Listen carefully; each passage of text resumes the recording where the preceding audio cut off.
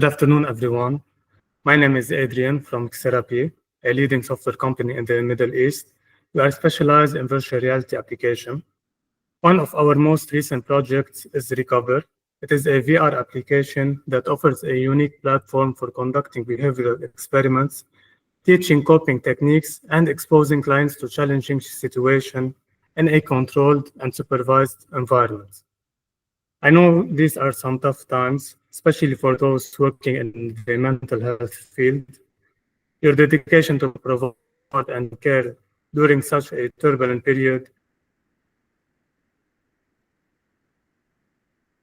Now I will hand you for our Fuad, our company's mental health hero. Fuad, you are on mute, I think. I want to start first by acknowledging the challenging times we are all experiencing due to the ongoing war in South Lebanon, in all Lebanon. I understand that many of you and your clients are directly affected by this crisis, just like me. Your resilience and commitment to participating in this activity and continuing to provide mental health service during such a difficult period are respected. I hope you and your loved ones are safe and that peace will soon be restored. Now I want you to join me in welcoming Mr. Andrew Colsky, a leading expert in OCD, anxiety, and exposure therapy. Mr. Colsky isn't just a clinician, he's a passionate advocate in improving mental health care across and outcomes. He's a licensed counselor with a thriving private practice, but Mr. Colsky's impact extended far beyond his patient. He's an author, a developer of cutting-edge mental health technology, and a contributor offering free OCD support globally. He even founded Prescription XTR, a new platform empowering therapists to deliver lifelike exposure therapy videos. Mr. Colsky is a dedicated educator, training mental health professionals and the public alike about OCD and anxiety disorder. His dedication extended to authorship, creating resources to improve mental health for everyone. His latest book is Stop My OCD, a practitioner guide. Mr. Kolsky truly embodies the spirit of progress. He doesn't just treat the challenges of today, he actively working on building the future of mental health care. Hello, Andrew. Hello, and thank you so much for this opportunity. I really appreciate it.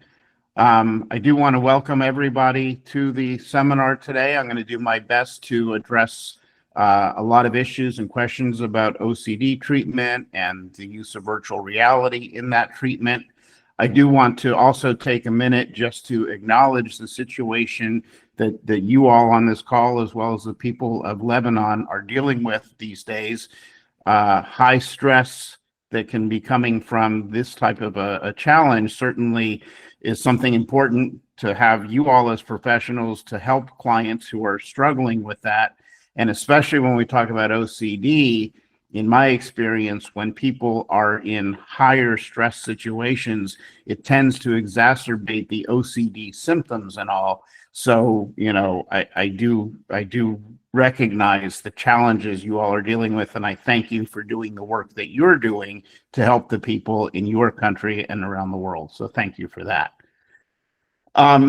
In order to get started, we had a couple poll questions just to kind of set the stage. I can't see the polls. Do we have answers to some of the initial poll questions, that just so I can understand where we're at?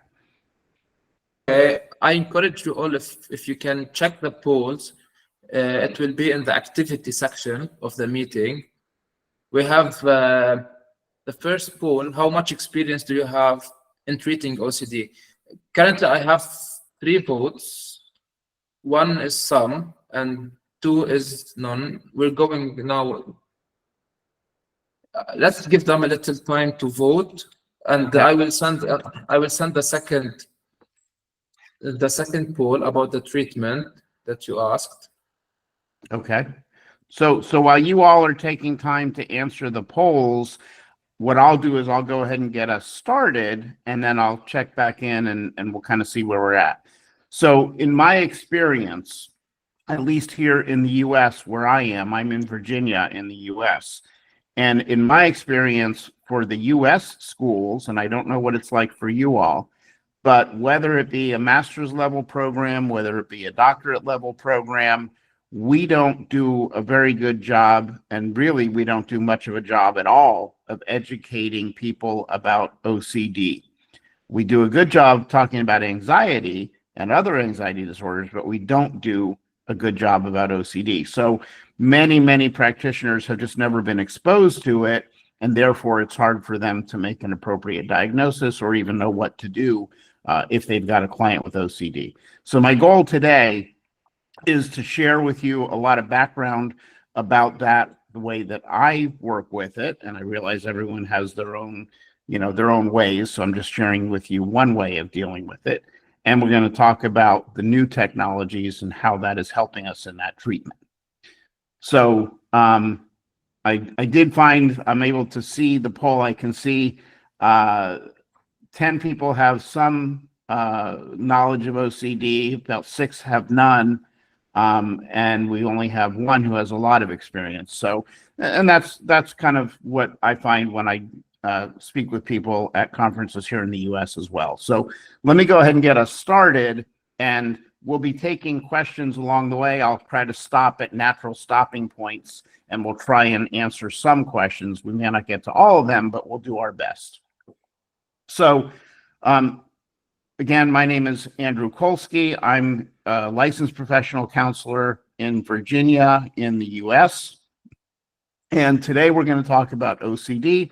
We're going to talk about what is obsessive compulsive disorder, how it differs from other anxiety disorders, common types of OCD, current treatment methodologies, and we'll even take a quick look at some OCD medications because that's an important area as well.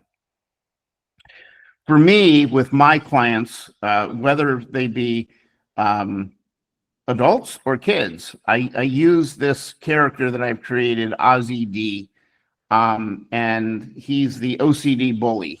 And it allows me to have a lot of conversations with people to explain to them how OCD is working, what might be happening, those types of things. So it just, for me, it helps me to explain OCD to people. So let's start off with a common situation. You've got a client, they come in and they say, the other day I was driving and I'm sure that I heard something, like I felt something in my car, like I hit something or I hit somebody. And I was wondering what it was, and I assumed I must have hit somebody with my car. So I didn't want to just leave the scene, so I figured I should go back around the block and check and make sure that I didn't hit anybody. There's nobody laying in the road or anything. So I drove back around the block and I didn't see anybody there, and it didn't appear to be any scene of an accident or anything. So I assumed that I must have been mistaken, and I drove on. But as soon as I drove away, I started to have this thought, but what if I really did hit someone and I just didn't see them? So I better go back and check again because I need to have a closer look. So I drive back and I look pretty carefully and I still don't see anything. There doesn't seem to be any evidence of an accident. So I guess it's okay, and I drive away again. And as soon as I drive away, I get this thought, well, but what if I actually did hit somebody and they were rushed to the hospital before I was able to come back around the block, and that's why I didn't see them? And I wish that I could just know for sure, because if I knew for sure, I'd be fine. But not knowing for sure is really causing me a lot of anxiety. So let me go back and ask some people in the area if they saw anybody get hit by a car. Let me just double check because I really want to know for sure. And I talked to a lot of people and they all tell me, no, we didn't see anybody get hit by a car. We didn't see anybody get taken to the hospital. We didn't see any accident. And then I say to myself, well, yeah, they're all telling me that, but I wonder, maybe I just didn't ask the right person. Maybe there's someone who did see it and I just have to find that person. I just wish somebody could tell me, because if I was 100% sure, I'd feel so much better. And this is an example of what we call hit and run OCD. And some of the common things that you will see in this scenario, as well as any OCD scenario, is when someone says, I wish I could know for sure, or the, yeah, but what if, and then they come up with some other scenario. This is the hallmarks of why we call OCD the doubting disease, because people can't get comfortable unless they have an absolute black and white, absolutely for sure, I know the answer to the question. And the problem is that even if you gave them the question and everybody in a room with 1,000 people all agreed that is the correct answer, and here's all the evidence to prove to you that that's the correct answer, and there's zero doubt in our mind, for sure this is the answer, they would still come back and they'd say, yeah, but what if maybe you didn't think about this scenario? Or what if maybe that happened? So even if you're 100% sure, they can't accept it, and they still come back with the, yeah, but what if? And this puts them in a situation of ultra high distress because they can never calm down, because they can never accept the reality of what's there, because they're always doubting what's happening. And that's your typical OCD case. And those are some of the phrases that you'll hear. And if you hear that with someone who's experiencing anxiety, you probably want to start thinking about whether OCD might be really what's going on. So what is OCD? So OCD is experiencing unwanted, intrusive thoughts or urges, which are your obsessions, that generate anxiety, followed by the use of rituals to try to reduce or eliminate the anxiety, which are your compulsions. Patients are trying to solve an unsolvable problem or trying to prove the unprovable. And most people are diagnosed by age 19, typically earlier onset in boys, although onset post 35 years old does happen. In my personal experience, I see two typical types of patients when I try to broadly categorize them. Number one, there's the patients who, ever since they were a kid, they've had these types of thoughts and experiences. And the second type of patient I have is someone typically who's an adult and some kind of incident occurred, typically some kind of a traumatic incident. And as a result of that incident, they end up having these intrusive thoughts about something. And it's typically focused on one particular thing, whereas the patients that start off as children, they will have a whole range of different types of things that cause them this distress. So how do we know if it's OCD? So the client can't control obsessive thoughts or their compulsive behaviors. They just are caught up in this loop. They spend at least an hour a day on that or more. They don't get pleasure when performing the compulsions. That's going to come up later. We'll talk about that. And they experience significant problems in daily life due to the obsessions and the compulsions. So someone with anxiety may feel anxious, but they don't necessarily have some sort of a compulsion that they do to make themselves feel better. They just feel anxious. Someone with OCD is going to do a compulsion to try to make themselves feel better and reduce that anxiety, and then get caught in that continuous loop. Causes: 1 in 40 people experience OCD. We don't know exactly why. There's some research out there to show from a biological perspective. 1 in 4 children of parents with OCD develop OCD. So, you question whether or not there is a genetic component to this. There's also a learning component focused on the operant conditioning and the classical conditioning. And this happens a lot when you have parents and others who are cooperating with the compulsions, which end up just making it worse because it becomes a behavior. And we'll talk about that a little bit later too. Just as a note, there is something, called PANS, Pediatric Acute Onset Neuropsychiatric Syndrome. and its cousin PANDAS, pediatric autoimmune neuropsychiatric disorders associated with streptococcal infections, which is a lot to say, but basically, I have had some patients who, as a child, and some even as an adult, have had some sort of a strep infection or something similar. And there's another one, Bartonella. There's a couple other types of infections common that you would see, where as a result of this infection, they develop OCD. And when you clear up the infection, the OCD tends to go away. The challenge is there's some people that have consistent infections, and they're constantly trying to clear up the infection, and it'll kind of clear and things will get better, but then the infection comes back and then the OCD comes back. So that's OCD, but its cause is different from typically what we see. But I just wanted to acknowledge that that is out there. Any particular triggers for OCD? There's none needed. You know, like I said, a lot of people will say, well, I've always been this way ever since I was a kid. Or that second type I talked about, which is the person who has a traumatic experience, and then they tend to get these obsessive thoughts. Again, that's not scientifically proven, that's just my experience.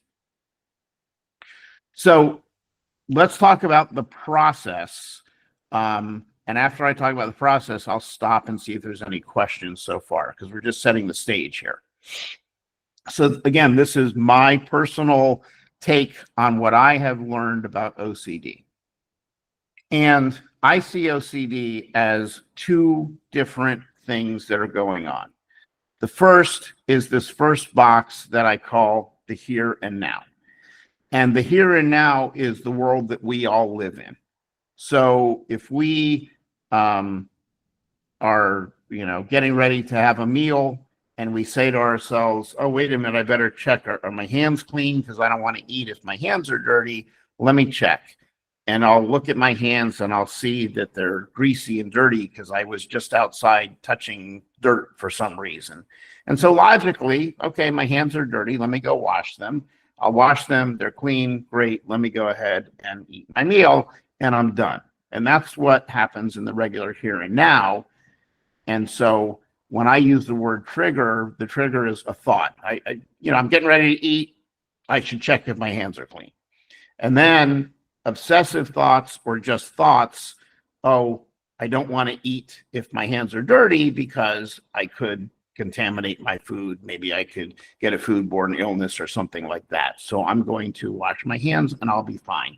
And then it ends. There's nothing further. The whole situation is over with, and we move forward in life. So that's what everybody experiences. But then there's the second block. And the second block is the OCD cycle for those with OCD.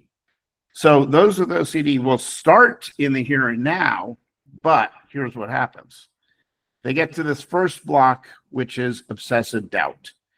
And the definition that I use of obsessive doubt is that they have all of the facts and the information, they just don't believe it. So for example, they wonder, well, I wonder if my hands are dirty, I should make sure that they're clean before I eat. And they look at their hands and they don't see any dirt on them. And they know they haven't been doing anything dirty. And they smell their hands and they don't smell bad. There's no evidence to suggest their hands are bad. So all the evidence they have says their hands are clean. But even though they have that evidence, they just don't believe it because maybe they're dirty. They could be dirty. It's possible there's something dirty about them. So because they don't believe the facts that they have, they start thinking about the consequences that occur. So, if my hands were in fact dirty, I could contaminate my food. I could get sick. I could, end up in the hospital. I could make somebody else sick if I touch their food. So this starts to cause concern, and then they start to feel that distress. And the distress starts to become stronger and stronger because until they're able to resolve that obsessive doubt, they're not going to be comfortable. So they keep thinking about the consequences, the distress rises, and it gets to a point where it's really distressing for them. So they do a compulsion. In this case, the simple thing is I go and I wash my hands, because now that I wash my hands, I feel so much better. No longer do I have to worry about this obsessive doubt. I don't have to worry about my hands dirty. I know they're clean. I wash them. We're great. The problem is this is a cycle. And as soon as they do their compulsion, at some point, they come back to that obsessive doubt, where now they have all the evidence that, in fact, their hands are clean. They just washed them. But their mind says, yeah, but am I really sure? Isn't it possible that maybe I missed like under my fingernails, or maybe, something happened that I missed? And they go into the cycle. They start thinking about the consequences again. Their distress rises, and it gets so bad that they do a compulsion of washing their hands again, except this time it's better and longer and more soap and whatever, because they got to reduce that distress. And now they feel so much better until they come back to the obsessive doubt that says, yeah, but what if you missed? And around and around and around they go. So that's the difference between the here and now and the OCD cycle. Some of you may recognize one of the things that I'm describing here is based on the concept of inference-based cognitive behavioral therapy, which I will talk about in a minute. But that's basically kind of what the situation is. So you see the cycle that just goes around and around and around. Okay, so what do we do about it? Well, if you have dealt with OCD before, you've probably heard of exposure and response prevention therapy. And that's this red arrow that you see on the screen, and it focuses on that part of the OCD cycle, trying to break the link between feeling the distress and doing the compulsion. And basically what it says is that if we can have the person have these feelings but not do the compulsion, they may feel their distress go up because they're not able to do that compulsion to make themselves feel better. But if they stay in that situation, if they stay with that distress and they don't do the compulsion, eventually they're going to recognize that the horrible things they were concerned about don't happen, and the distress starts to go down. And the more we expose them to different stimuli related to their obsessive doubt, and the more those things don't happen, even though they didn't do their compulsion, they start to habituate to the situation, so it doesn't have as much distress. They start to learn that they can handle the distress. They start to learn that all these terrible things don't happen. And that's what we call inhibitory learning. So that's the typical way we address, and it's pretty effective. And this is where you're going to see virtual reality coming in. But there's another way that we also approach, and it's called inference-based cognitive behavioral therapy. And that is the red arrow that focuses on the gap between the here and now and the beginning of the OCD cycle.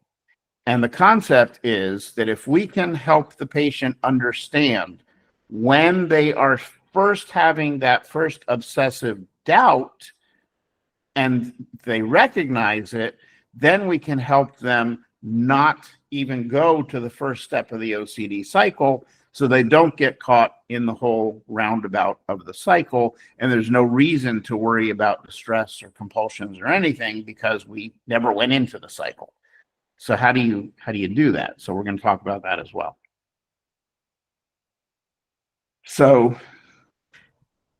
let's see. Okay. So before I go into the next part here, I want to check and see if there's any questions or anything yet. We can take, one or two questions, but I want to keep us moving because there's a lot to talk about. I didn't get any questions in the chat. If someone now want to write anything or want to share anything, Jinan. Hello, and thank you for this interesting webinar.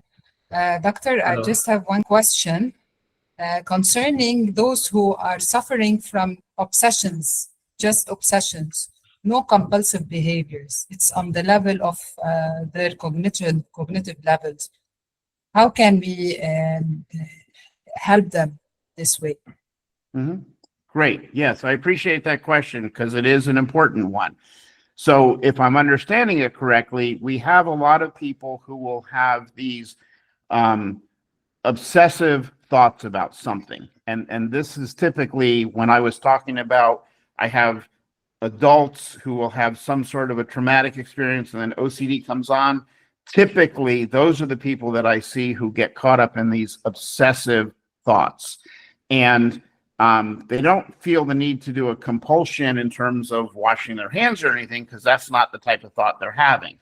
An example that I have is, let's see. I had a patient who went out to a bar with colleagues one night, and he drank to excess, and he blacked out, and he woke up the next morning in his own bed, and he found out that his friends had taken him home and gotten him in bed. And then he started to have this thought out of the blue that, I wonder if I said some horrible thing. He would never tell me what it was. I still don't know what it was, but he had the thought that he said something really bad, according to him. And so he called up his friends and he said, "Did you hear me say such and such?" And they all said no. And he's like, "Well, gee, I really feel like I might have said it. I need to know for sure whether I said this, because I don't want to be the type of person that would say that." So he goes back to the bar and he finds the waiter and he asks the waiter, "Did you hear me say anything like this?" And the waiter says, "No, I didn't hear anything." So here he's gathering all the evidence that this didn't happen. And still he's like, "Yeah, but I don't know. I need to know for sure." So he's caught in that loop. So what do we do about treatment? So treatment for that is, we think first, well, it doesn't seem like he's doing any compulsion, but he actually is doing a compulsion. And the compulsion that he's doing is worrying or ruminating. Those are the ones you're typically going to find. Worrying is, I'm worrying about something that hasn't happened yet, but could happen in the future.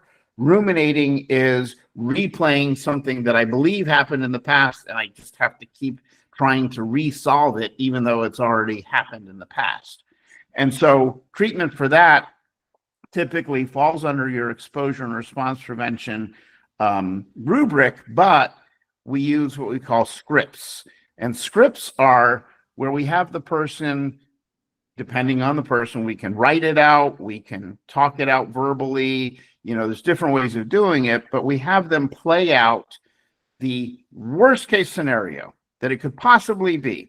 And they play it out as if it's actually happening to them while they are discussing it. So in this case, the person might say, "Well, I'm at the bar and I said this terrible thing, and we're playing out the worst case scenario. So everybody heard me, and everybody now knows that I said this thing. And then it gets back to my employer at work and my friends, and now I'm going to get fired. And in fact, my employer calls me in and they fire me. And now I have no income. And because I have no income, I lose my house." And, we play it out to the worst case scenario. Because when they do that, we'll have them maybe state it, maybe we'll record it so they can play it back and listen to it in the car, at home. Maybe they can write it out and read it to themselves. And it tends to work the same as other exposure therapy. It starts to have less and less of an effect on them. So now they've imagined the worst case scenario, and now we're starting to minimize the effect that has on them because they're habituating to it. They're learning that those things are not true, they haven't happened, et cetera, et cetera. So, we can go into a lot deeper, but time-wise, that's a quick answer. I hope that answers your question. Sure, thank you. You're welcome. So let me dive back into the slides here, because there's a lot that I want to cover. So we were talking about the cycle here in the OCD process. And we talked about the two worlds, and we talked about the here and now, and then we talked about the OCD process. And then we talk about that gap between the here and now and the OCD cycle. And that if we can help them understand when they're about to get into that obsessive doubt and start that cycle, then we can help them not go there in the first place. So what is it that happens between the here and now and the OCD cycle that becomes the obsessive doubt? here's what happens. They start to use what I call doubt language or the doubt lexicon. For me, I've identified 9 different doubt languages that they will use. And what I do is I teach them these languages, and then I have them charted out as to recognizing when they are using that language versus what the facts of the situation are. And when you look at this doubt lexicon that I'll go through relatively quickly with you here, but all of the doubt lexicon is based on something other than fact. In other words, you could never have a fact that proves or disproves the doubt lexicon. The doubt lexicon specifically is about things that leave them wondering, doubting. It can never be proven or disproven. So it causes that distress to maintain itself and the cycle to maintain. So if they recognize that they're using doubt language, then they can recognize that it's OCD that is speaking to them versus the reality of fact-based here and now. So doubt language, one of the things they talk about is things out of your control.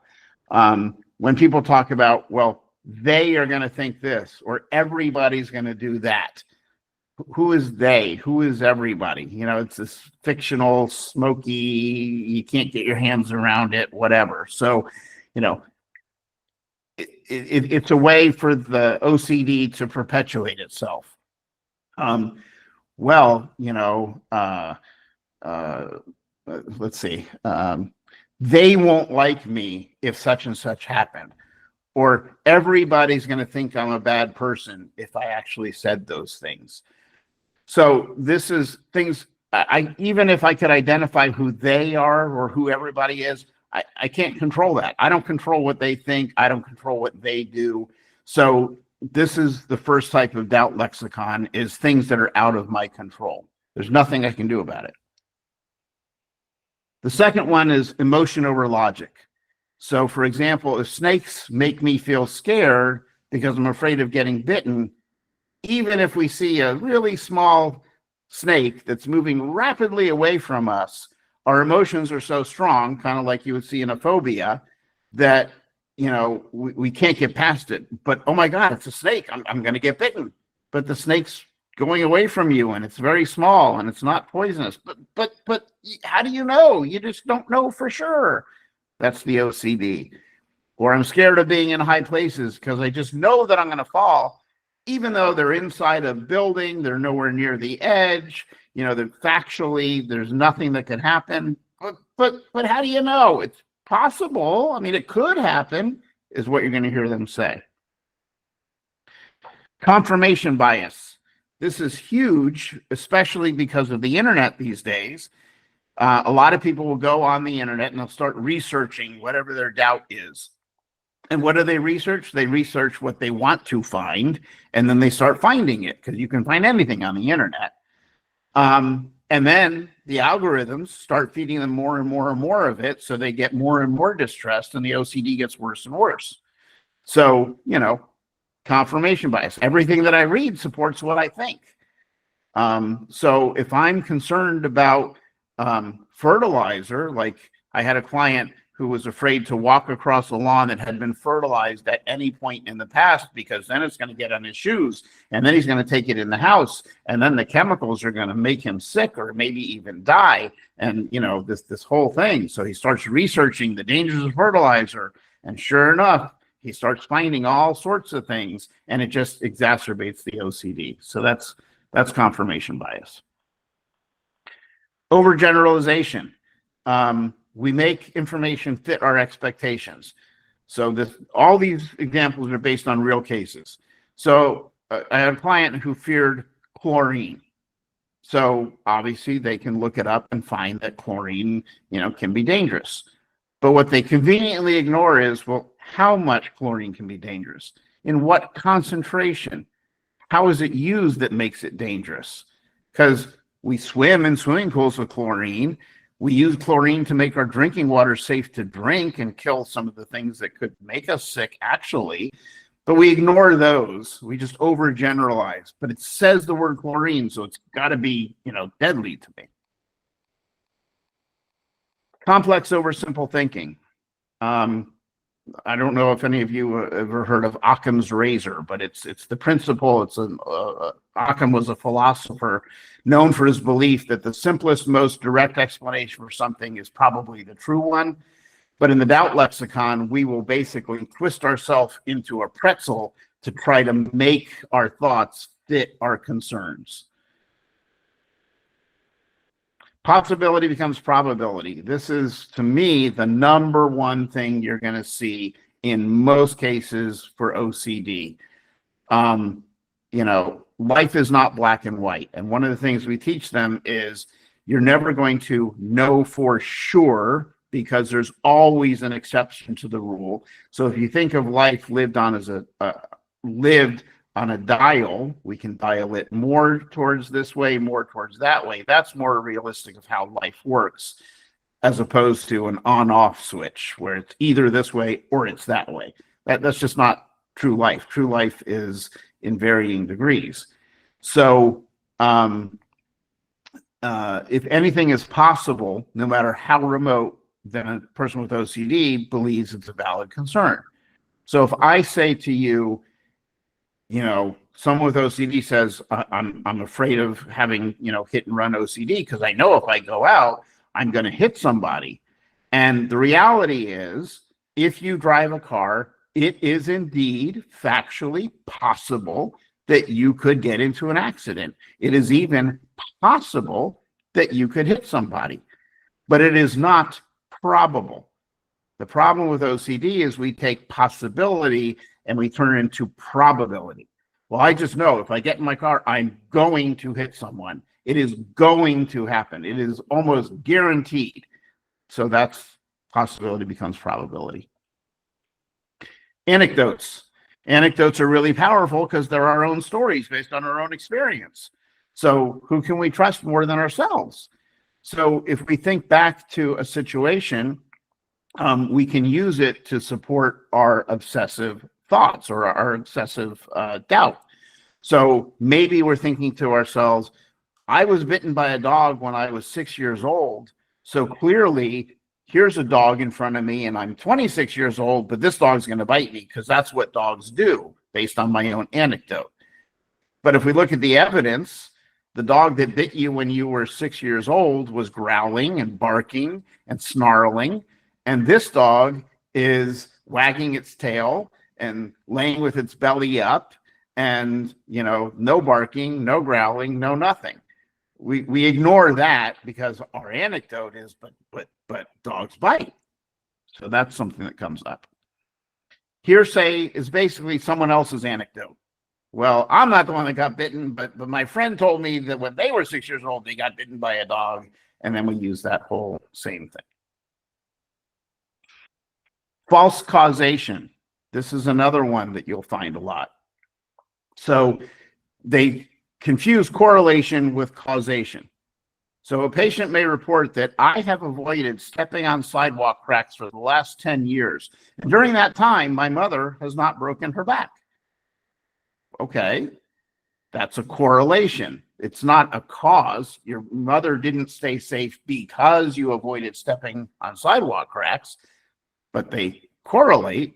So I always say to them, so wait a minute. If it in the last 10 years, you didn't step on a crack, but you aged 10 years, is it the fact that you didn't step on a crack that caused you to age 10 years? Of course not. That's not a correlation. I mean, that's not a causation. That's a correlation. So I have to, explain that to them. So there is your doubt lexicon. And these are all in the book. I put it all together in there. And what I do is I will then have them think about and track the obsessive doubt that they have over the next week, let's say. And when they have the obsessive doubt, I'll say, okay, now tell me what facts do you have to support that doubt, if you have any. And then I'll say, what doubt language are you using to support this? And when they start to recognize that all of the language and all the thoughts that they have that are kind of supporting their concerns are based on the doubt lexicon, then they understand, or we use that as a beginning to help them understand that that's obsessive doubt, that's OCD, versus the here and now, which is based upon factual information. OCD is never, ever based on factual information. It's only based upon doubt language. Okay, so let me stop there for 1 second and see if there's any questions about that before I go forward.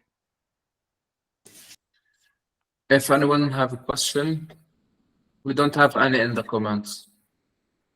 Okay, and if you do have questions along the way, feel free to put them in the comments, and we'll get to them when we stop. So, all right, I did share your book link in the chat if anyone. Oh, thank you. Yeah, it's all the things I'm talking about today are in the book, because when I explain it, a lot of people ask me, because I don't have time to get into it in detail. And so I tell them it's all written in the book so that you can have it in detail, and it lays out step by step, how do I treat somebody with OCD? And there's a whole section about the virtual reality that we're going to get to in a minute here. Okay, so let's keep moving forward, because all of these things I think are really helpful for this conversation.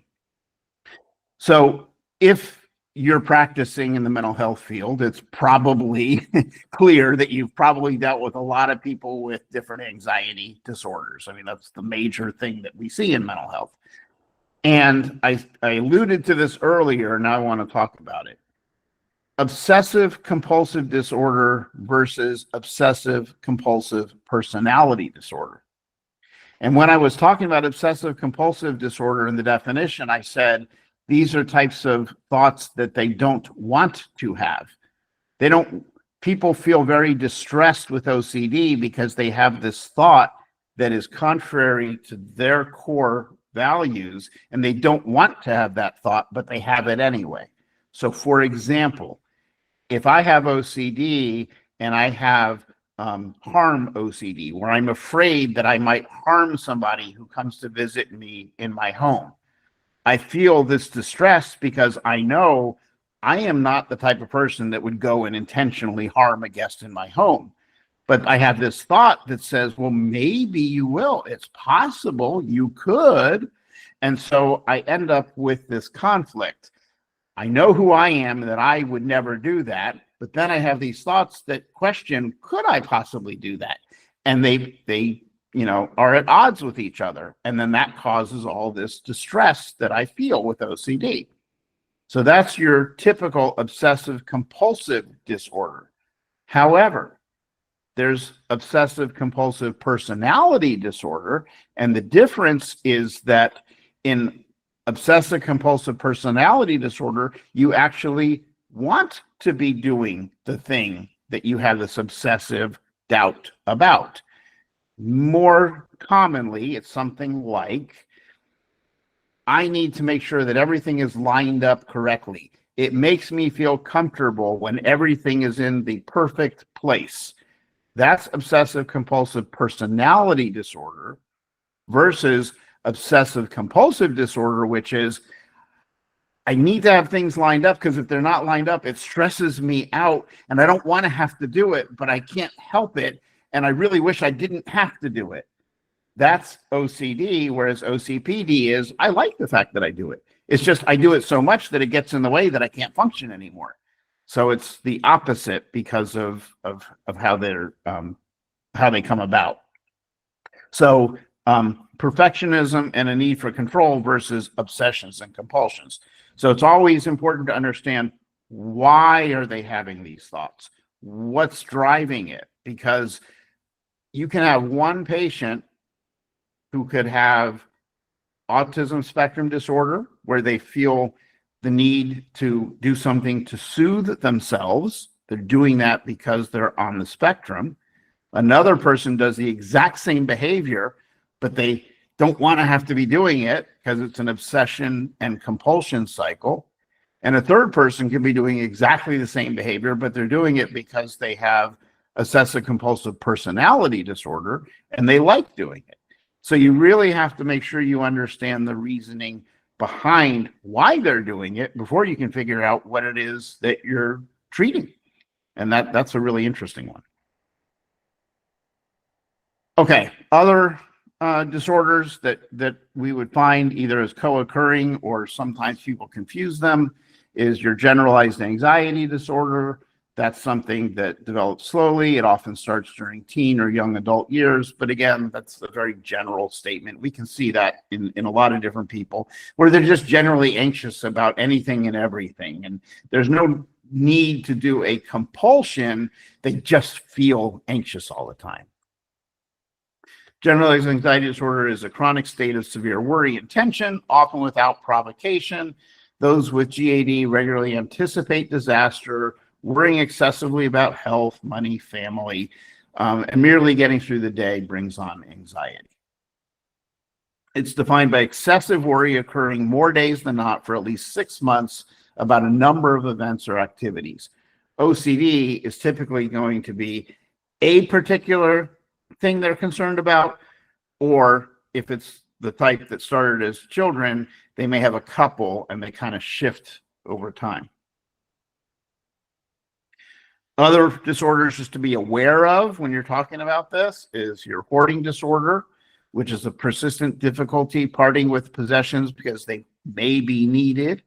Attempts to part with those possessions causes considerable distress, and it's not someone who is a collector that attains certain items in an organized, targeted way and values or admires them, like model airplanes or something like that.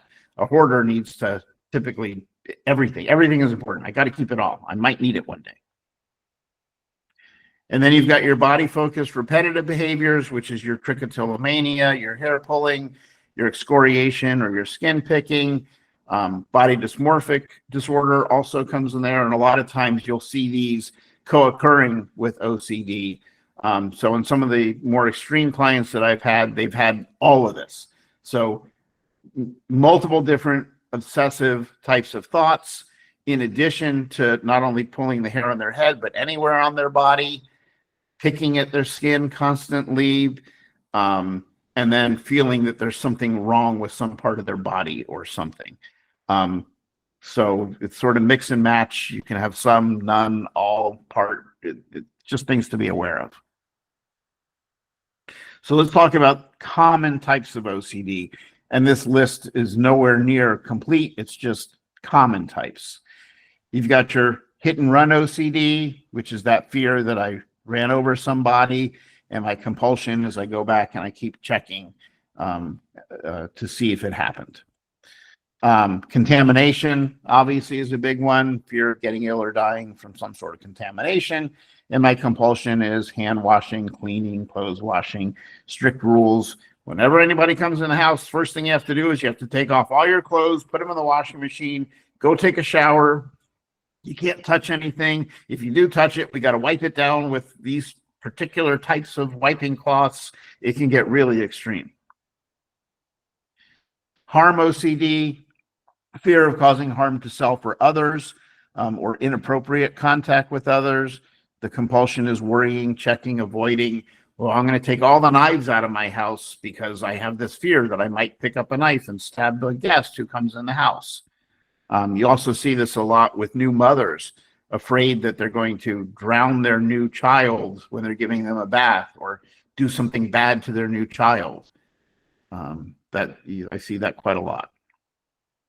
Symmetry, we talked about. I need everything to be symmetrical, and my compulsion is I just keep rearranging it and making sure it's in the perfect place. Relationship OCD, you see a lot. A desire for certainty in your intimate relationship, constantly ruminating about it, checking, asking the other person, do you love me? Tell me about your past. I need to know. I need to understand anyone else you've spoken to. Are you cheating on me? Am I maybe cheating on you and I don't realize it? All those types of thoughts. Sexual orientation. You'll see people questioning their sexual orientation. Am I gay, lesbian, bisexual? And the compulsion is to ruminate about it and check on it.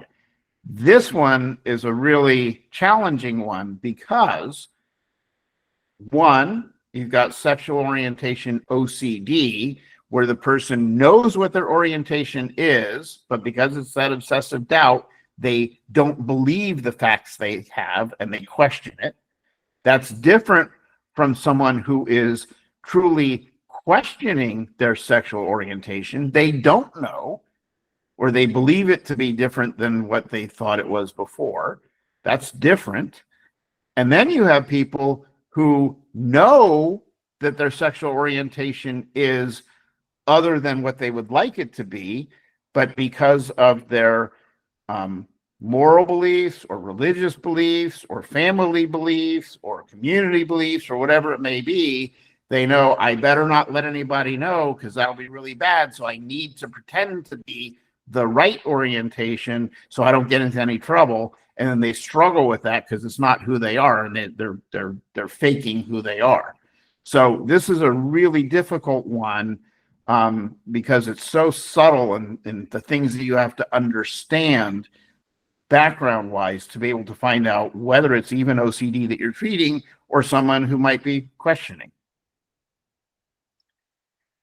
Pedophilia. This one I think is a lot more common than we know because I see this a lot with patients, but they're obviously very afraid to talk about it. They're ashamed, they're embarrassed. Pedophilia OCD, the person is not a pedophile. The whole reason they have the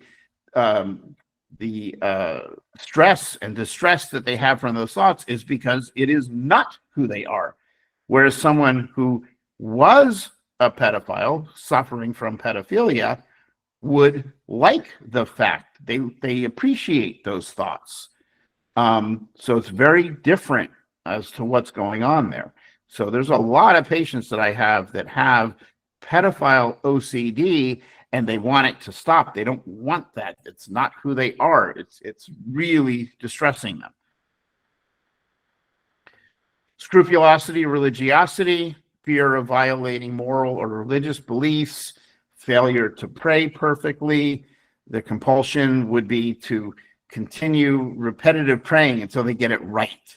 So like I had one client with this, and what he would do is he felt that, you know, just something wasn't right. I was afraid of violating my religious, beliefs. And so he would say a prayer and he would finish a prayer and he would say, Amen.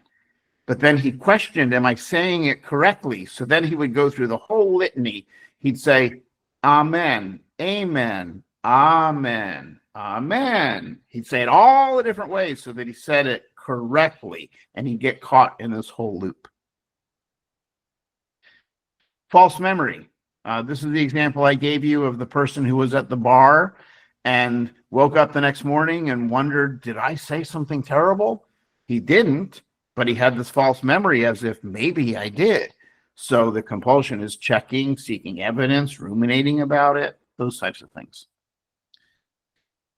Counting, a fear that something bad will happen or someone will get hurt or die if I don't do certain types of counting. Like I got to count to 3 before I get out of the shower or my mom will break her leg. It's unlimited, the types of thoughts. So the compulsion is actually doing the counting, creating certain sequences. Some people even solve mathematical equations to keep the world in balance. Somatic obsessions, fixating on a body sensation such as breathing, heartbeat, or swallowing. Someone who is afraid that if I don't pay attention to my breathing, I'm going to stop breathing and I'm going to die. And so they sit there and they just focus to make sure that they're still breathing. That's incredibly distressing. Rituals. I need to repeat a certain ritual to avoid harm or death of a loved one. I told you about the one client that seemed to have everything. She also had rituals, which was, I can't wear black to bed or my father's going to die. When I get out of the shower, I have to twirl a certain number of times and say a certain thing before I can get out or my mother's going to die. Just all of these different rituals that she had to perform. Pure O, which is what we talked about in an earlier question, which is actually a misnomer. It's not pure O, because pure O would mean the person has purely obsessions without any compulsions. They actually have compulsions. They're just mental compulsions, which is the rumination and the worry. Okay, so the next part will be about treatment, but I'm going to stop to see if there's any questions so far. Anyone would like to ask something?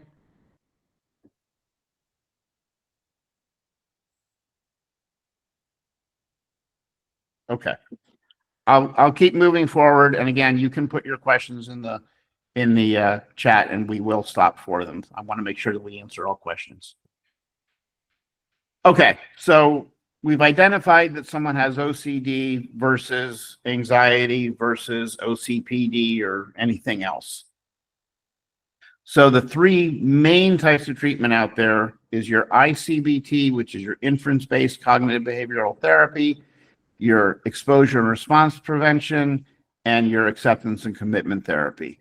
And, you know, to be honest, for me, I actually incorporate a little bit of all of this because to me, it makes sense, a natural flow of the treatment I was describing in that earlier slide. So what is ICBT? ICBT stands for Inference-Based Cognitive Behavioral Therapy. I give you the website there. You can go online and watch videos about it and read about it and learn more about it. It's icbt.online. It's aimed to bring real solutions to obsessional doubts by showing the client that obsessional doubts arise as a result of a distorted obsessional narrative.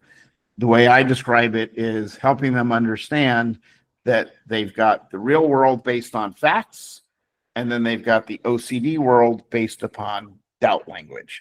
The doubt language that I described to you is something I came up with that I use in my practice. It's in the book. You're not going to find that anywhere else.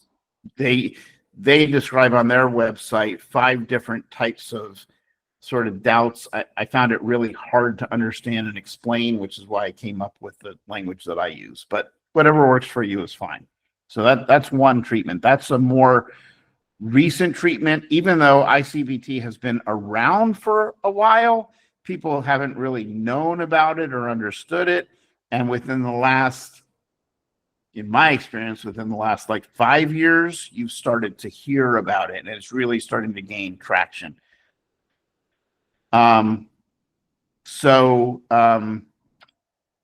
other part of treatment is this concept of, you know, they want, if they have OCD, it has to be black or white. It has to be yes or no. It has to be 100% or 0%. And that's the only thing they're going to be comfortable with.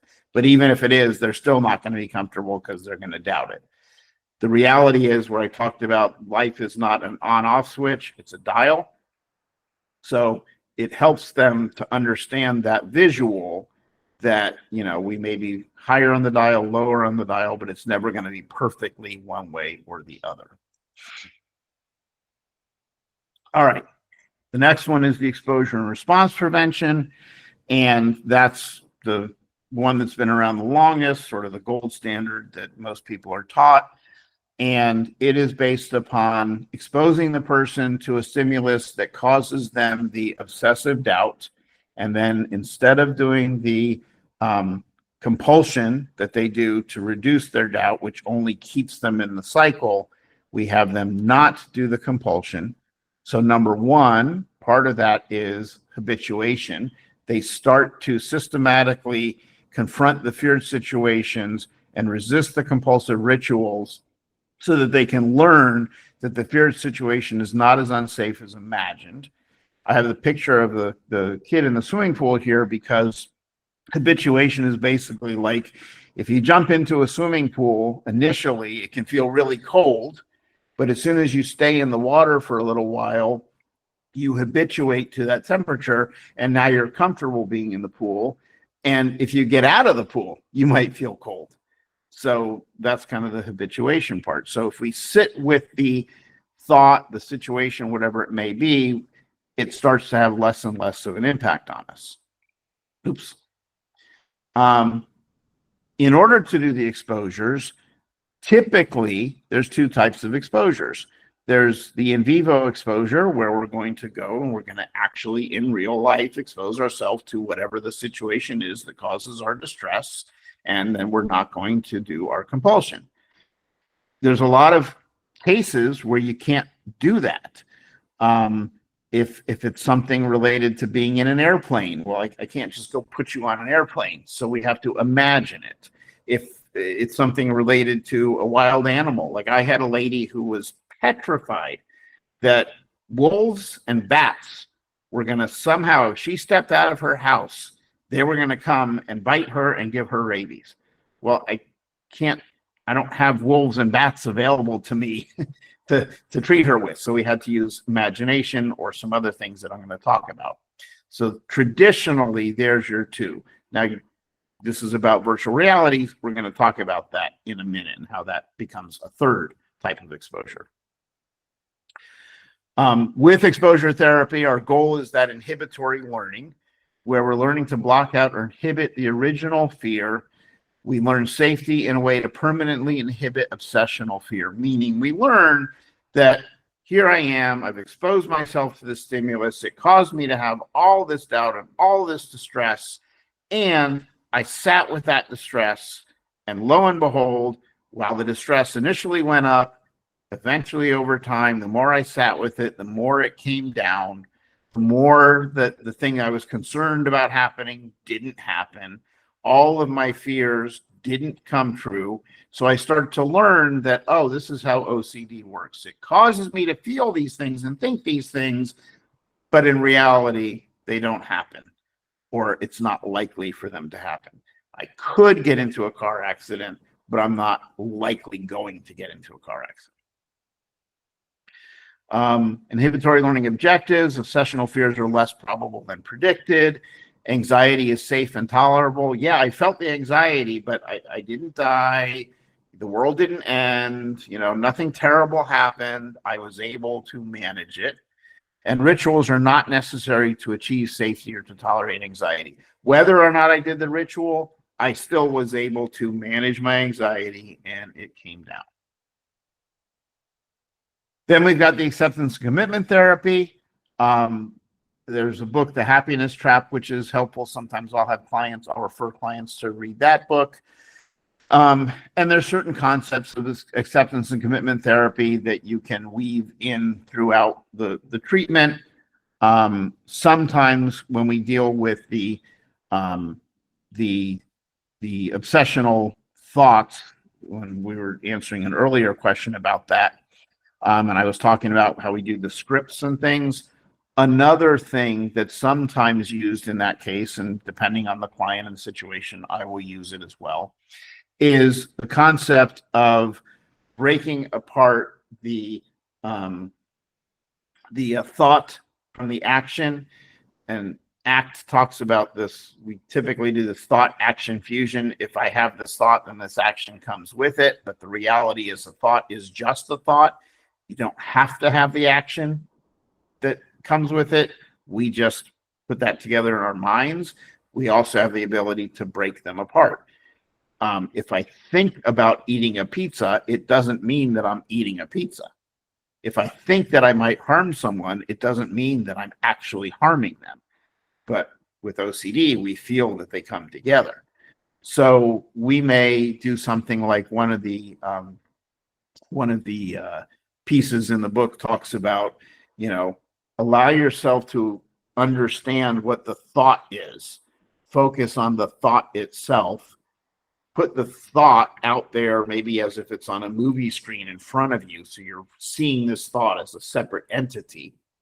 And then maybe what you want to do is, if you can picture a stream and how leaves fall off of trees and they go into the stream and then they float down the stream, take that thought, set it on a leaf in the stream, and watch the leaf float away, and just be curious about what's happening. So acknowledge the thought as a thought, but you don't have to interact with it. You don't have to fuse it with an action. Just watch what the thought does. Be curious about the thought and watch it float away. That's a real oversimplification of using ACT. Okay. Now we get into the new frontier, which is virtual reality. And Doctor, sorry. yeah, We have a question before we dig deep in virtual reality. Josephine is asking, how about OCD and eating disorder? okay. So that's a good question, because you can have co-occurring disorders or you can have just an OCD situation in and of itself. And what I mean by that is someone can have an actual eating disorder, diagnosable eating disorder, and we have treatments and things for eating disorders. Someone else could have OCD, where they have this obsessive doubt about food, and maybe their compulsion is to eat or to not eat or something, other than that. And that comes back to that part where I was talking about what is the reason that they are doing these things? What is the reason that they're having this distress? Or what is the reason that they're doing this action? Is it a compulsion? It's a compulsion if they're doing it to reduce the distress they feel from a certain thought. If they're doing something from an eating disorder perspective that is not because it's a compulsion to address some thought, then it's just an eating disorder. It's going to be treated as an eating disorder. So the first question is, why are they doing this? To be able to understand where it fits. And it is also not uncommon that people will have co-occurring disorders, which makes it even more tricky to deal with.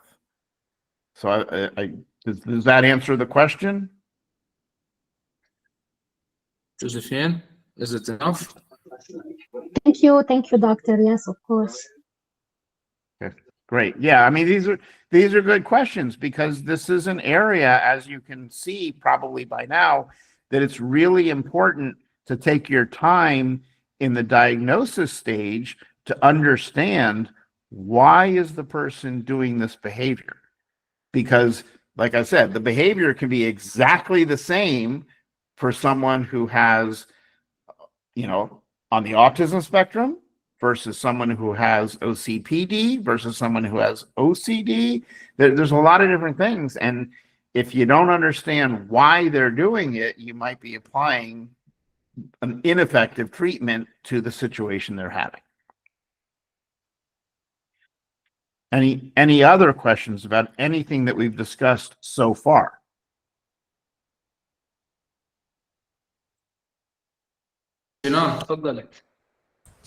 Excuse me, doctor. I have a question. If we go back to the first slides concerning the OCD versus OCPD and the perfectionism, can we say that, if we stated clearly that, the OCPD is really satisfied with what he's doing, while the OCD is not, and the perfectionism is maybe it's not the pathological part of OCD, it's just a trait? Okay, so yes, so that is a great question, getting to exactly what I'm trying to describe, and you're absolutely right in your question, which is, so there are some people, let's just say that some people are messier than others and some people are neater than others. And that's just a personality trait of different people, right? Some you can go into somebody's home and things are kind of not so perfectly aligned, and there's some books and things laying around. You can go into someone else's home and it's really nicely kept and clean and whatever. Yes, there's different personalities. The challenge is, and this is why I say it's important to understand what's going on in the background to diagnose it properly, someone with OCPD who likes to have stuff orderly, but to the point that it is such a strong need that it impedes their ability to even function.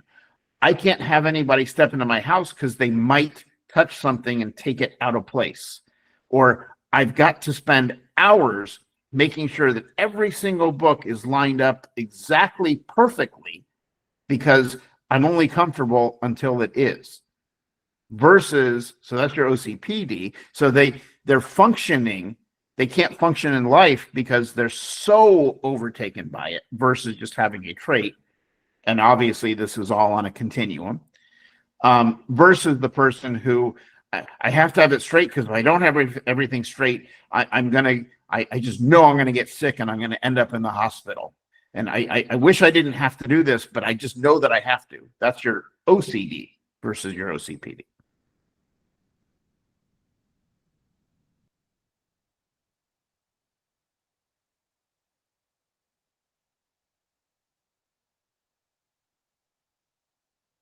We have a question from Zena. What's the link between infectious and OCD?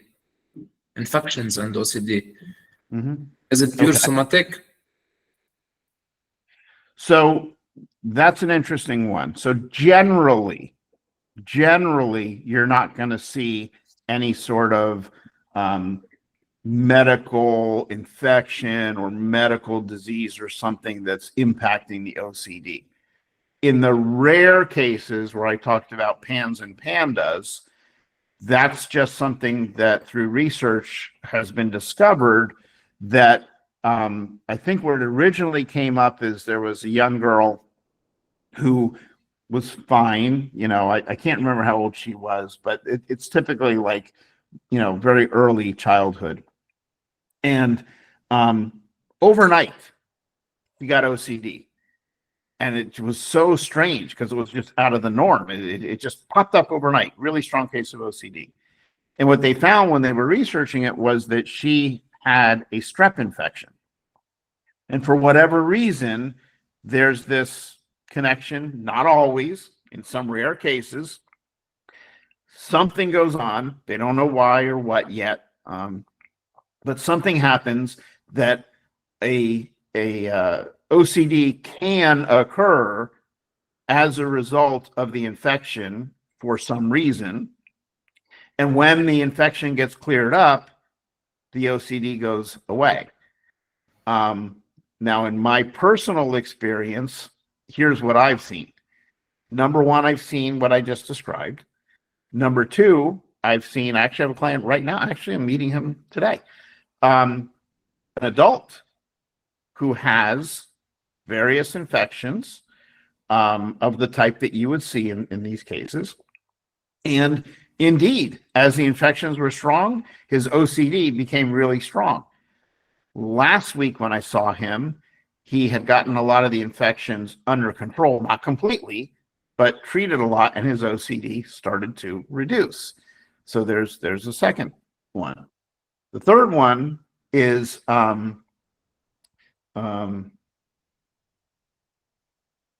two twin girls, both when they were young had strep infection, both had the OCD come on as I was describing it. Infection got treated, they got better, OCD went away. The parent was feeding into this, and the kids learned how to manipulate the parent. And so when I saw the kids, they were like 14 years old. And what they were doing is, if they didn't feel like going to school, if they didn't feel like doing their homework, if they didn't feel like doing something, they would just complain to the parent, oh, it's my PANDAS. I can't go to school because it's too much for me.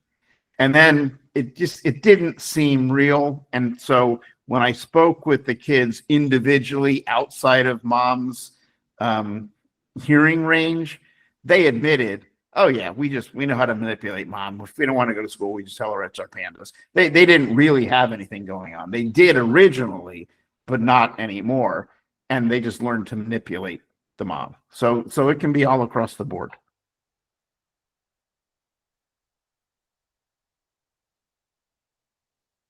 Okay, Zena, is this good enough? Do you have anything to add? Okay, and I have a question. Can we expect someone to change from a type of OCD to another throughout the course of disorder? Okay, so typically, when I was talking about those people who have sort of always had some sort of OCD ever since they were a kid, typically you're going to see that in those types of patients. They're going to move from this to that to the other, and throughout their life, if you did a history, you'd find that it had moved around a lot of times.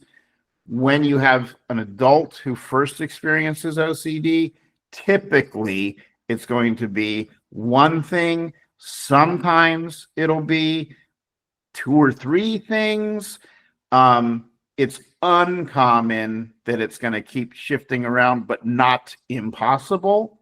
So, as an example, it's a really sad story, but a really positive story at the same time. Had a client, he was in his 70s, and he had had OCD since he was a child. And the thoughts that he dealt with had shifted around over time. And as he became an adult, he had certain things. He had certain rituals. He had certain types of other exposure concerns, and they ruled his life. I mean, he had very particular rituals. If I do this on Monday, then I have to wait 2 weeks before I can go to the grocery store, because if I don't, something bad is going to happen. He had this whole complicated list of rules. And he first came for treatment, the very first time in his life, he came at 70 some odd years old. We started working through the treatment that I've been describing to you. In about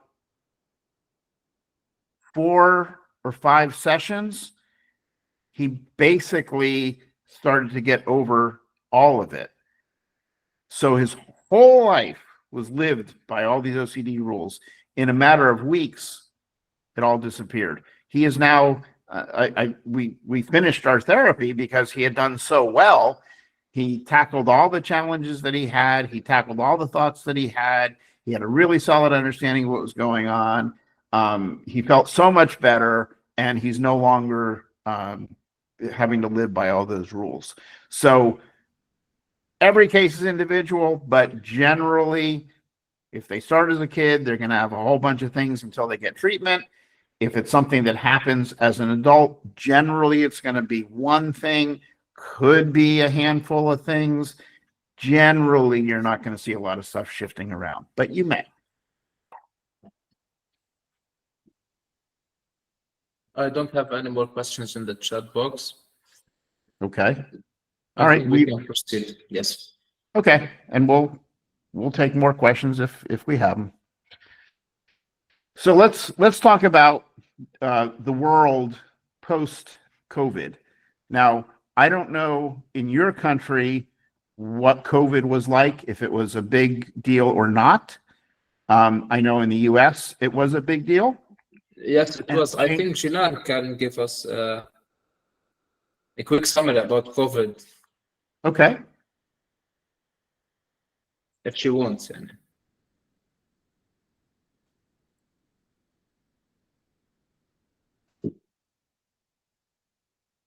Yes, Doctor, with you.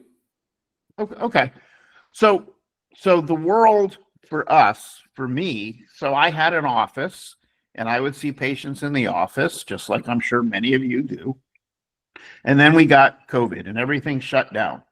And so I had to pay for my office, but I wasn't allowed to go into my office. So we shifted to online therapy. In my personal opinion, since I do mostly OCD and I do sleep disorders as well, I found that to be a really positive thing. And the reason I found it to be a positive thing is because, number one, a lot of the issues that clients are dealing with when they have OCD might be things at home. So if I'm doing therapy with them and they're at home while we're doing therapy, when we talk about exposures and all, it makes it really easy to do in vivo exposures because maybe it's something related to their kitchen. Maybe it's related to their bathroom. Maybe it's related to their bedroom. I've had all those things. So number one, it makes it easier to do exposures. Number two, the client doesn't have to drive to you and get to you, and then they're in your office, and then what do you do in your office? So I can't expose them to their bedroom in my office. I can't expose them to their kitchen in my office, so it's detrimental actually to be in my office. Our options are less. Number three, there's not a lot of people who practice OCD treatment. And so you have people who maybe live in a concentrated city where you're going to have more practitioners, but then you have people who live further out in a rural area. They don't have access to anyone who treats OCD. So by having online, now they have ready access, the same access that someone living in the city would have. So to me, there's a lot of benefits that have come about as a result of the changes that came from COVID. So ever since that time, I have never had an office again. I do only virtual for all of those reasons. And that also gave other challenges and opportunities, I guess. And the thing is that, as you can see, one of the main parts of treatment for OCD is the exposures. So with technology and everything trying to catch up with all sorts of different issues that came about from COVID, this is an area that also is benefiting from that technology. And so you've had for a long time the existence of virtual reality, but it's really started to take off more and more, just coincidentally, pre-COVID, but not too long pre-COVID. And now there's reasons to be using it that we didn't really think about before, or maybe people weren't ready or willing to accept before. So, let's look at some of that information. So first, let me define for you. There's virtual reality exposure therapy. There's something different, which is augmented reality. And then there's 360 photo video. And let me describe the differences to you. I think I have it on the next slide. Okay. So typically, when we talk about virtual reality, we talk about computer-generated images. So a programmer would have to generate a scenario where, in its purest form, let's say you have an avatar of a person who is walking around a medical clinic, and they walk into a room, and there's an avatar of a nurse, and the nurse is holding a needle because they're going to give them a shot. And the whole environment, the person can kind of walk around the environment and reach their hand out and do things like that. So it's really interactive, and there's so much you can do with it. But at the same time, because it's computer generated, one of the complaints is, well, it kind of looks cartoonish. It doesn't really look good enough. It doesn't look real. Now, technology continues to increase. That gets better and better. So that's one of those things that will go away over time. But right now, that's kind of the complaints that you hear about it. So some people it doesn't bother them. They kind of still feel like they're in that environment. Other people have trouble because it feels cartoonish to them. So that's your computer generated images. I talked about augmented reality. Augmented reality is basically I'm looking at what I'm actually looking at. So I'm looking at a computer in front of me right now. In augmented reality, I would do that through virtual reality goggles.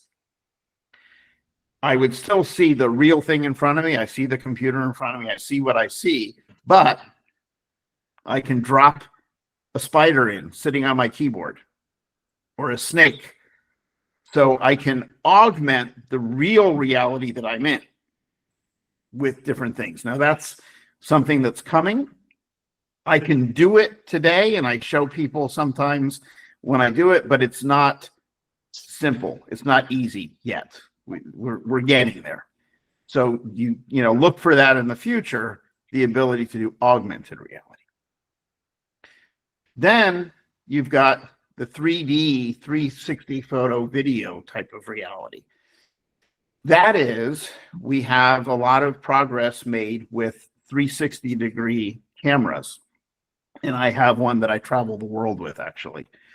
And I take videos and photos of all these different scenarios.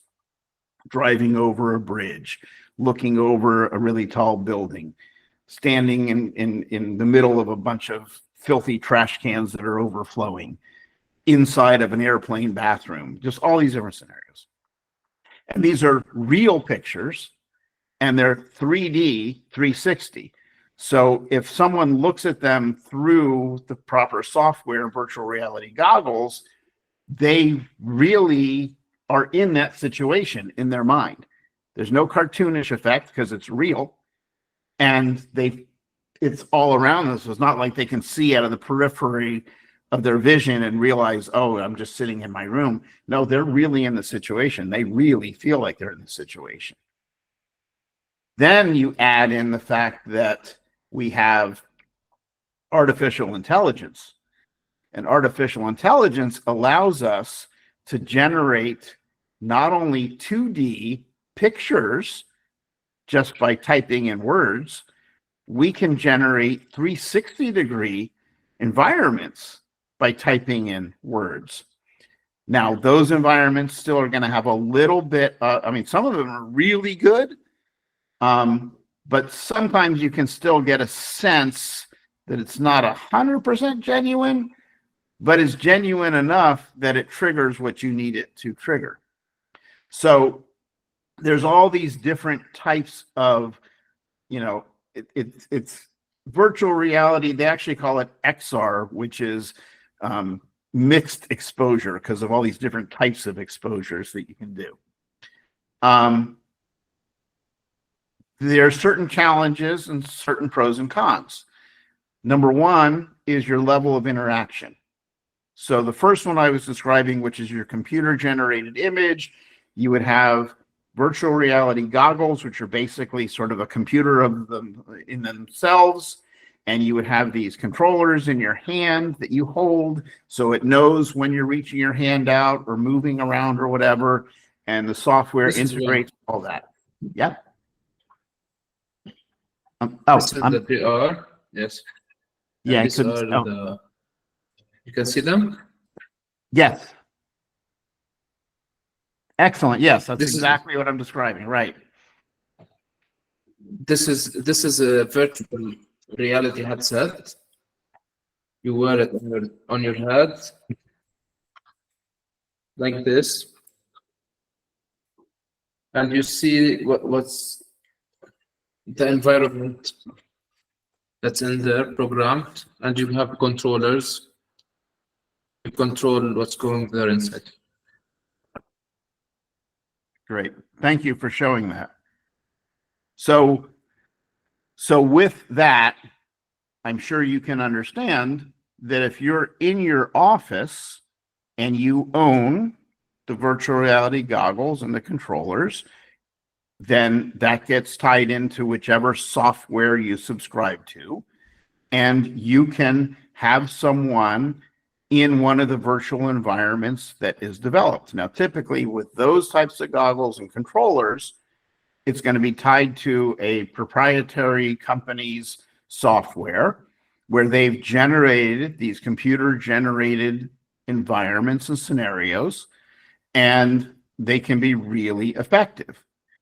The challenge is, if the person is not in your office, they probably don't own those goggles, or certainly not ones that are tied to whatever company you subscribe to. They're so they don't have the controllers, they don't have the goggles. So you got to figure out, how do I do that? And the other challenge is that when you're dealing with that type of a system, while the things that they have can be really good, they typically have a certain number of computer-generated scenarios. And if they don't have the scenario that you need for the exposure you're trying to do, there's nothing you can do about it. Or maybe they do have the scenario you need, but the particular scenario they have, either your patient has already habituated to, or it just doesn't trigger them. Now you're still out of luck. So there's pros and cons to virtual reality from that perspective. And that is a real problem because the person has to come to your office typically. The number one complaint that I get from practitioners is it's really expensive and it doesn't have enough scenarios for what I need. And so they're paying a lot of money. They have to have their client come into the office. They have to learn how to use the software. And then they have to hope that they have the scenario that their client needs. Now, for OCD, that's really hard. If it's just phobias that you're treating, there's some common phobias that are going to be useful. For OCD, it can be anything that's the trigger. So that becomes really hard for OCD.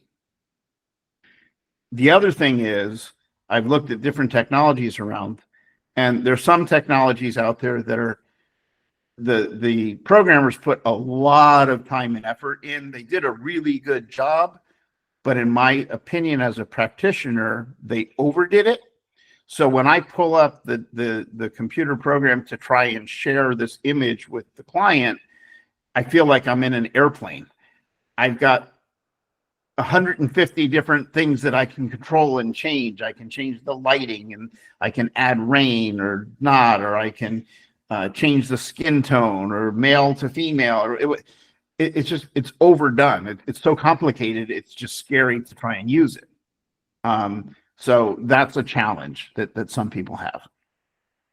So, but it is available. It does have its benefits. It's getting better all the time. So it's definitely something to be thinking about. The next thing is, if the person is in your office and they're looking at that scenario, depending on the program you're using, you may or may not be able to see what they're seeing. So you have to imagine what it is that they're looking at, a nurse giving them a shot, but you don't know, are they looking away? Are they looking at it? Depending on the software, you may or may not know. So we've talked about the equipment, and then the cost is typically very high. So alternatives. There's an alternative. I'm going to show you a headset here. This looks like a virtual reality headset, but really what it is it's something that holds your cell phone, and you just put your cell phone in it, and now your cell phone becomes... I can't see it. We can't see. Oh, you can't see it? Yes, we can see it. Oh, okay, I'm sorry. So this is a headset, and I had slid the phone in. So this is the phone, and this is the headset. And the phone becomes the virtual reality goggles when you put the phone in it, and then the phone has an app that you would use. The benefits to that type of a system, and this is the system that I've built personally, so I do have a financial interest in this. I want to disclose that. But the reason I did that, the reason I built that, is because, number one, teletherapy is a big thing these days, at least for me and in the industry. So the client is not going to have the expensive headset, but most people own a mobile phone.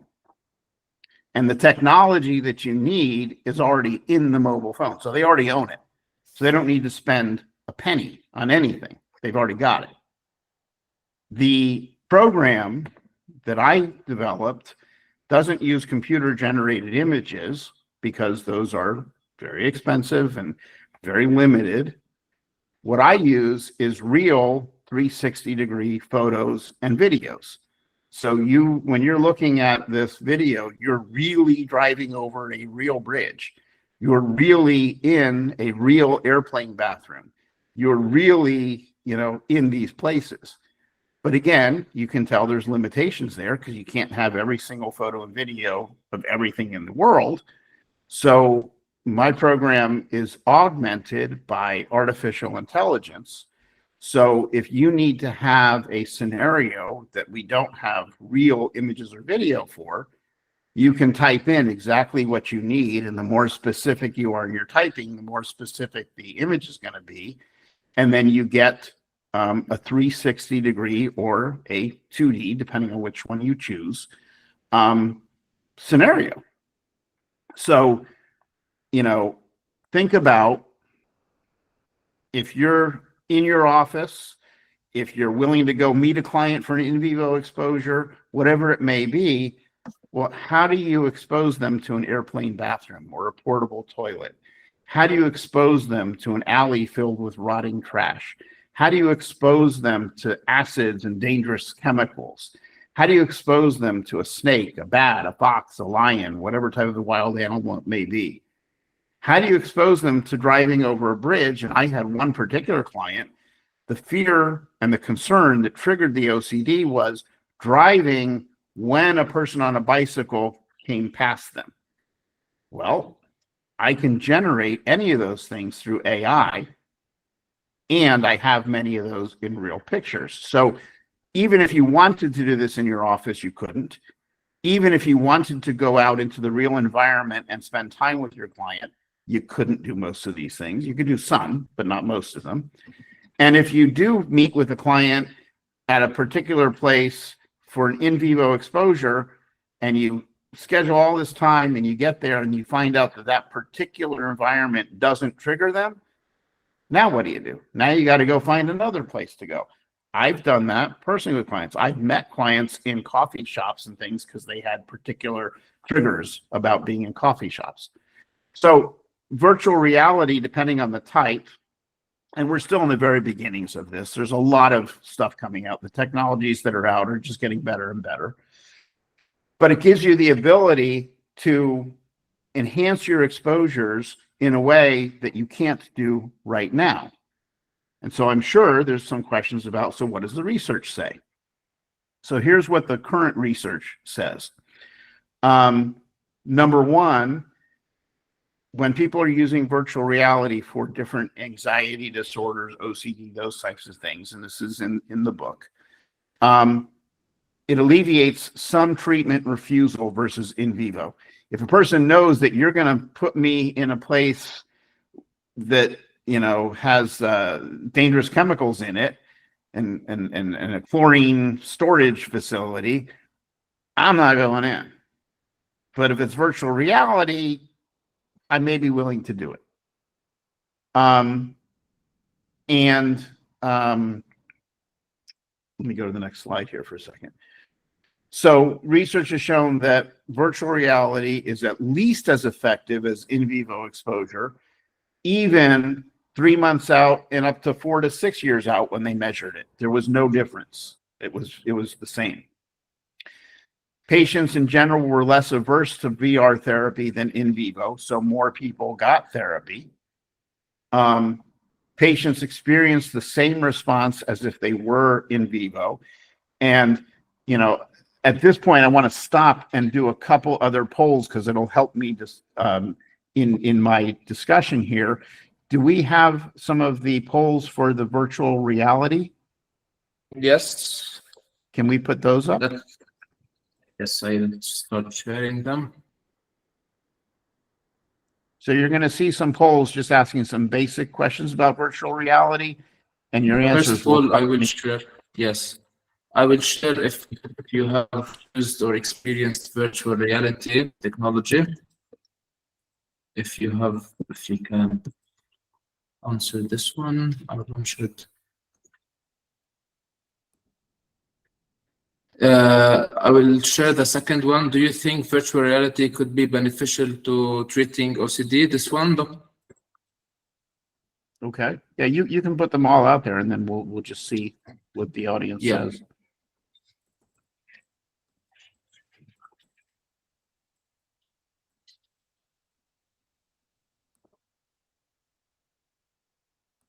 This is the second.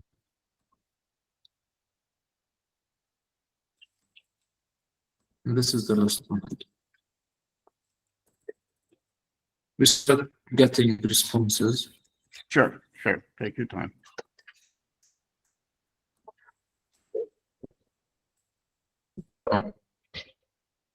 You can check the results in the activity section. I will end the first two polls.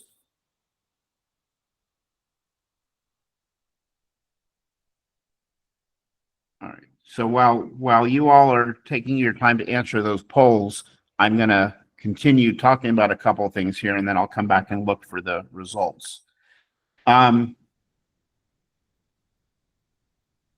So, you know, virtual reality in terms of the research using it for OCD is very limited.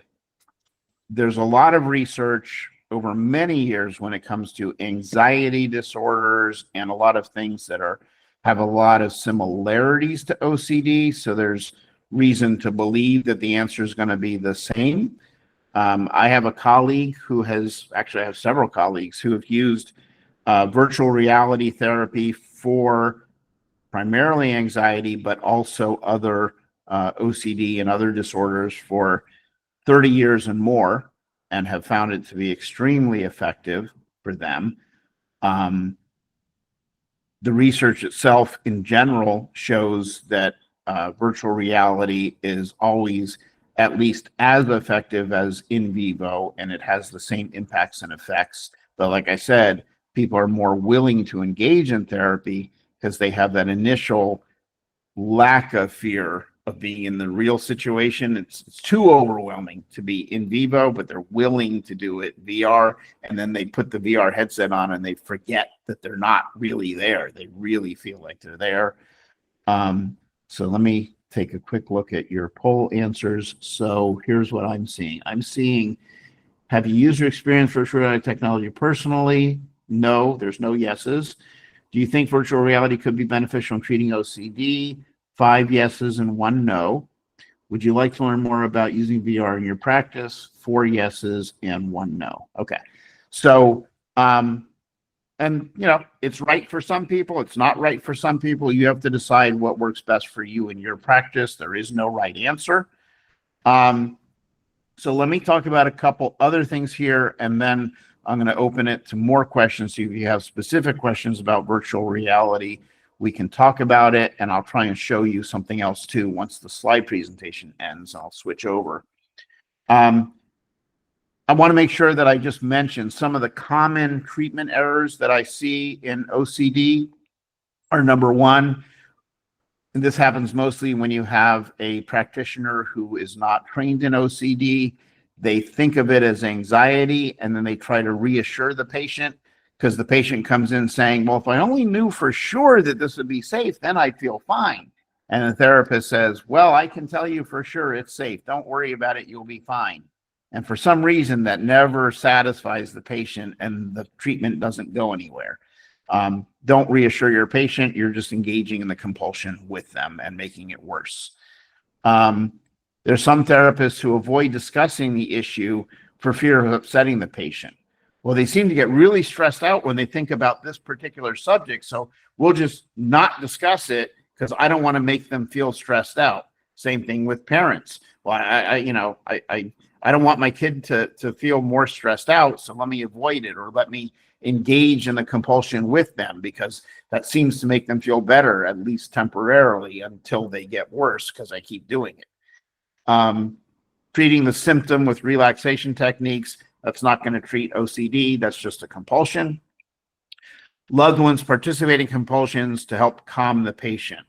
When I first meet with someone who's living with parents, a partner, roommates, whatever, if we will talk about having a session with those other people, or at least having the client tell those other people they are not allowed to engage in the compulsions with the patient, because they're just making the OCD worse. That is probably one of the biggest problems when the person lives with other people, is they get this loop going, and they get the parents to engage in the compulsion with them to accommodate their compulsion, and it just makes the OCD stronger. And the parents feel bad because, like, well, I don't want to make my kid feel more upset, so I do whatever they ask me to do, so it'll help calm them down, not realizing that they're making the OCD worse. And I've seen some really sad cases where the person with OCD has such a strong case because for years and years and years, their parents have been accommodating them because the parents don't feel comfortable saying, no, I'm not going to engage in that compulsion with you. So I recommend this book, Breaking Free of Child Anxiety and OCD. I even give it to adults and everybody because it's got a lot of good information in there about how to deal with accommodation and not accommodating an OCD patient. Medication, I want to give a quick note about this here. For me, in my practice, I have found it very difficult to find psychiatrists who are specifically trained in OCD. And that matters. And the reason it matters is because if they are not specifically trained in OCD and they don't understand it, they will treat it as if it's anxiety or something else. You have your common medications listed here that you might see prescribed for anxiety disorders, depression, these types of things. The problem is that what the science shows is that it's the same medications that can help with OCD. They are not going to cure OCD. Alone, they're not going to do much except they might help the person feel a little less of the distress. Most effective thing is therapy. The second most effective thing, if the person doesn't benefit from therapy alone, which most do, is therapy plus the medication to help them through it, and then ultimately maybe even wean off the medication once they were able to go through the therapy. But medication alone isn't gonna do what you want to do. The problem, not the problem, but the thing to be aware of is with medication, the proper doses of these various medications for an OCD patient are typically much higher than they are for someone with depression, anxiety, the typical doses.